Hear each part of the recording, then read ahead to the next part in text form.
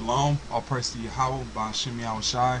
Double honors to elders of GMS. Much love to you brothers on the four corners of the planet that's pushing this truth for sincerity, honesty, and faith. We're getting closer and closer. This is just a real quick breaking news, not too long. Just I'm going to play this and it'll speak for itself. And a good evening on this Tuesday. Start it over. And a good evening on this Tuesday night. We begin with the United States sending Vladimir Putin of Russia a new and unmistakable message. Back off, stand down. U.S. troops are being sent to Poland and other allies for training exercises, moving closer to the center of the dangerous tug of war that began in Ukraine. And ABC's chief global affairs correspondent Martha Raddatz now tells us what this means for Americans tonight. Martha.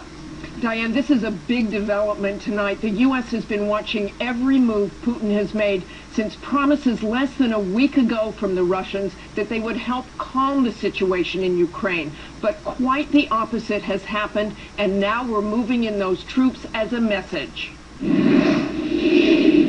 With tensions rising and the death toll as well, today marks the most blatant show of U.S. force since the crisis began. 600 American soldiers will immediately begin deploying to Poland, Lithuania, Latvia, and Estonia to conduct boots-on-the-ground infantry exercises in support of those NATO allies. A strong message to Vladimir Putin. Nothing we've seen out of Russia or their armed forces is de-escalating the tension. These exercises were conceived as a result of what's going on in Ukraine. At the same time, the warship USS Taylor will move into the Black Sea to replace the destroyer USS Donald Cook. This as Putin keeps tens of thousands of his troops along Ukraine's eastern border, also raising fears that the swift takeover of Crimea might embolden Putin to move into other nations with large enclaves of ethnic Russians.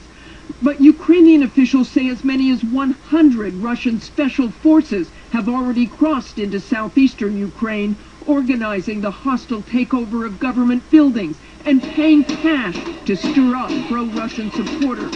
All of this prompting Vice President Biden, who was in Ukraine, to warn Putin to get his troops and supporters out of those buildings. We need to see these kinds of concrete steps. We need to see them without delay.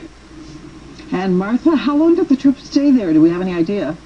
Well, it's expected the U.S. will have this additional troop presence in those countries until the end of the year, Diane, and they could expand to other countries if this escalates. All right, thank you, Martha Raddatz, for putting in on the developing news tonight. With that, I'm going to say all praise to Yahweh, by Hashem Yahweh Shai.